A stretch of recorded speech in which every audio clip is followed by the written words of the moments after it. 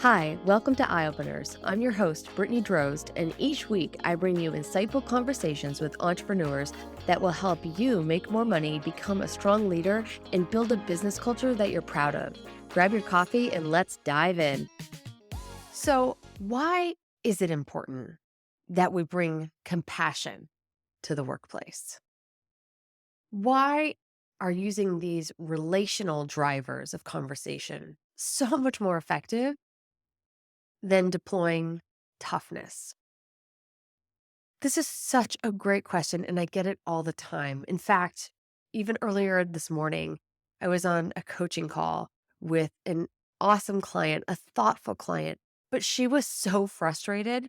She just wanted to go straight to almost, punishing people or just being really tough on people in order to move the needle in their performance and the bottom line for her business. And she is not alone.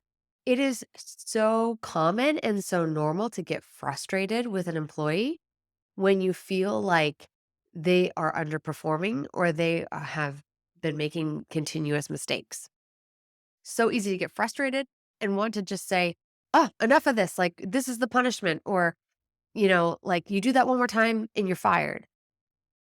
It's more challenging in that moment to slow yourself down and get curious about what's going on. So, if you've known me long enough, one of my favorite sayings is be curious, not judgmental. That's by Walt Whitman. I come back to this time and time again in my work, but in my life. We are forced to make so many assumptions wherever we're going. In fact, our brain is driven to categorize every single thing we come into contact with, whether it's an object or a behavior. And that ability to put something in a box in a certain category helps us make our own decisions about what we need to do. And that type of thinking or that thinking process has been really effective for us as humans for a very long time. So it's hard to abandon. But I want to encourage you to try in these moments when you are feeling frustrated, when you are feeling like you have hit the, last straw for you with your patients. Can you slow down and get curious about what's going on for a person? Not with the difficulty or the frustration or the question they're meeting you with right now, but what is happening behind that? So I always say to leaders, what's the question behind the question that employee is asking you? Is that is often where the real truth lies. What's the motivation for them to not be successful in that task or to not do what you're asking them to do? There's a reason for that because any normal functioning human being with a normal functioning brain wants to be successful in the workplace, wants to be well received by the group, wants to get that positive validation for the effort they're putting in.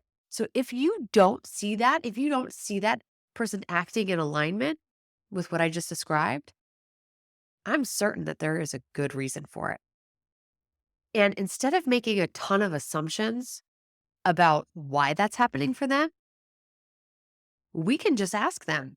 It is a beautiful thing, people. Trust me when I tell you, instead of spending your mental energy and trying to figure out why they're doing that, you can just put that whole talk track that's happening in your head on pause and go speak to that employee. You can just ask them. It might catch them off guard. They might have an initial response that doesn't really address what you're talking about.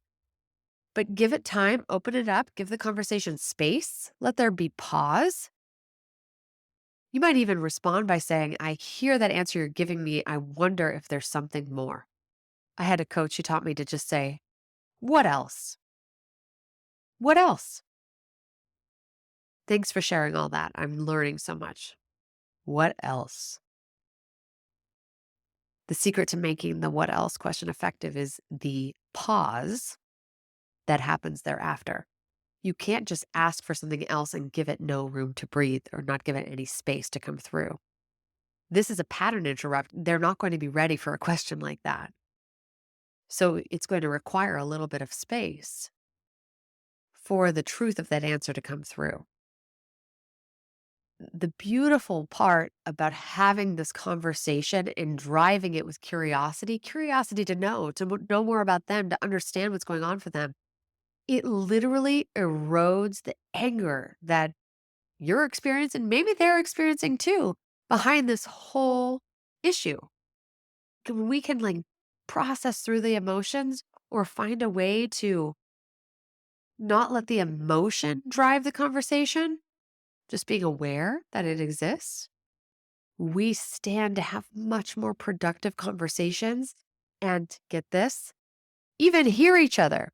Because when we are coming from this place of anger or our emotions are driving the show, our listening ears are not turned on.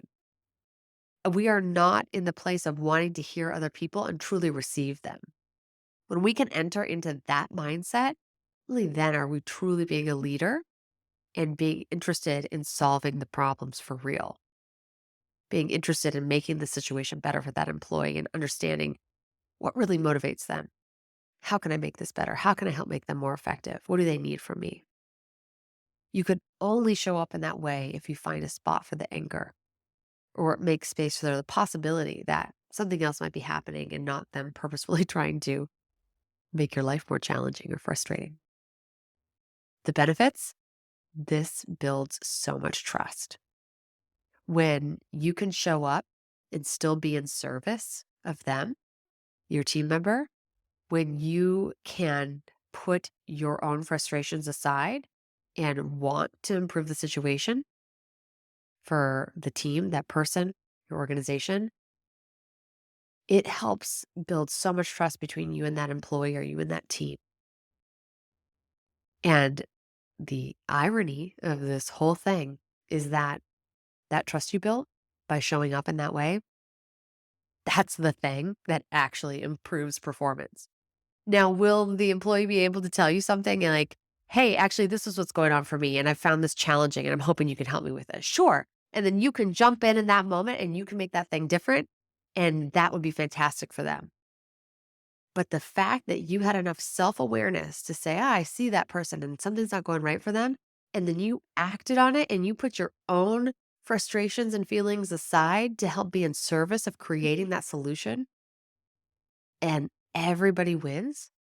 That trust is going to take you so much further. That mutual respect that you have just established, the willingness to put others in front of yourself, that is the very thing that your team wants to see from you as their leader. And when you embody that right in front of them, it is my experience that that is where you will see the shift in how your team shows up. That's where you will see the shift in motivation. You won't have to dangle some silly carrot to move the needle on the team's performance. It's who you are. Who are you being that makes a big difference in that kind of performance? So if you're not seeing what you're hoping for out of your team, if you're not seeing the performance they're capable of, don't try to find a carrot to dangle as an incentive. Meet them person to person. Be curious, care, show compassion instead of trying to just lay the hammer down. When you do that, that is when you will ultimately see the results you're looking for. So I'm curious now, how does this show up for you guys? Where have you seen this happen in your business or at a team that you're on? Maybe you are an employee right now who's struggling and not sure why. You can also get curious about all of these things. You can run this experiment on yourself, or not even an experiment, a tactic. I would love to hear how this shows up for you and what you're doing to address it. You guys, eye openers would be nothing without an audience, and I appreciate you taking the time to listen, giving yourself the compassion to explore these issues and think about how you can be better, how you can help drive results for your team. It brings me so much pleasure to know that these topics interest you, and I am happy to deliver on them.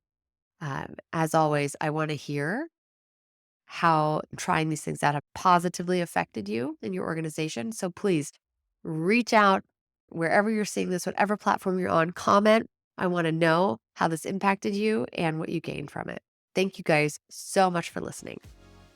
Thanks for joining us this week on Eye Openers. Make sure to visit BrittanyDrose.com/podcast for this week's show notes.